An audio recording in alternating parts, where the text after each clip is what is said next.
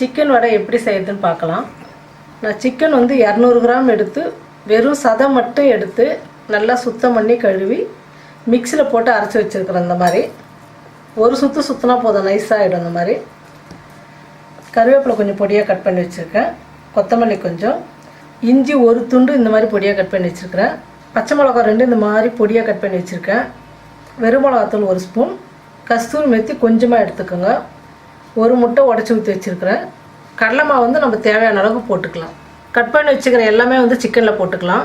இஞ்சி, பச்சை மிளகா, கருவேப்பிலை, கொத்தமல்லி, மிளகாத்தூள் போட்டுக்கலாம். கஸ்தூரி மெத்தி வந்து அப்படியே போடக்கூடாது, நல்லா கையில் அப்படி கசக்கிடுங்க நல்லா. இப்போ நம்ம உடச்சி வச்சுருக்கிற முட்டையை போட்டுக்கலாம். எல்லாம் போட்டு நல்லா மிக்ஸ் பண்ணிடலாம். இப்போ நம்ம எல்லாம் கலந்து வச்சுட்டோம். இப்போ தேவையான அளவுக்கு உப்பு போட்டுக்கலாம். உப்பு போட்டு நல்லா கலந்துட்டேன். இப்போ வந்து கடல மாவு நம்ம தேவையான அளவு கொஞ்சம் கொஞ்சமாக போட்டு கலந்துக்கலாம் வடை பக்குவத்துக்கு.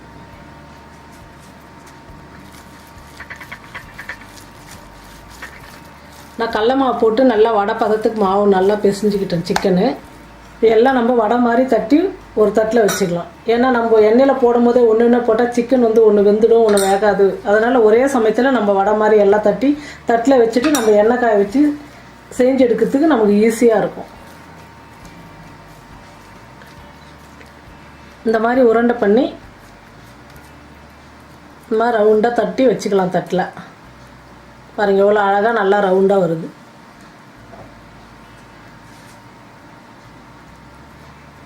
இன்னும் நடுவில் இந்த மாதிரி ஓட்டை போட்டால் நம்ம உளுத்தம் வடை மாதிரியே பார்க்கறதுக்கு ரொம்ப அழகாக நல்லாயிருக்கும். இந்த மாதிரி செஞ்சுக்குங்க. எல்லா வடையும் இந்த மாதிரி தட்டி வச்சுக்கலாம் தட்டில். நான் பாருங்கள் வடை மாதிரி நல்லா எவ்வளோ ரவுண்ட் ரவுண்டாக அழகாக தட்டி வச்சுருக்கிறேன். இப்போ எண்ணெய் காஞ்சிடுச்சு, நம்ம எண்ணெயில் பொரித்து எடுத்துக்கலாம். எண்ணெய் காஞ்சதுக்கப்புறம் ஸ்டவ் வந்து ரொம்ப கம்மி பண்ணிவிடுங்க.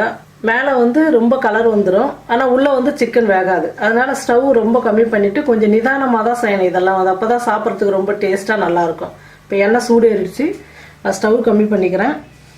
இப்போ நம்ம தட்டி வச்சுக்கிற வடையை எண்ணெயில் போட்டுக்கலாம்.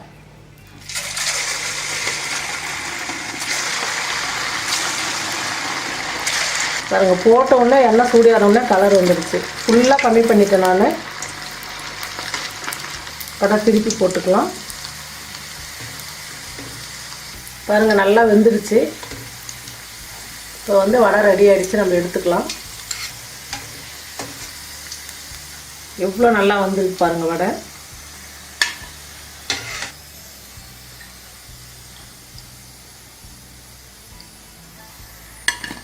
சிக்கன் வடை பாருங்கள் எவ்வளோ சூப்பராக வந்திருக்குது. நம்ம வந்து சிக்கன் வந்து குழம்பு, வறுவல் இந்த மாதிரி செஞ்சுருப்போம், சில்லி போட்டிருப்போம். சிக்கன் வடை அதிகமாக செஞ்சு பார்த்துருக்க மாட்டோம். இந்த மாதிரி செஞ்சு பாருங்கள், சாப்பிட்றதுக்கு ரொம்ப நல்லாயிருக்கும். குழந்தைங்களுக்கு ரொம்ப விரும்பி பிடிக்கும். இந்த மாதிரி செஞ்சு பார்த்துட்டு கமெண்டில் சொல்லுங்கள்.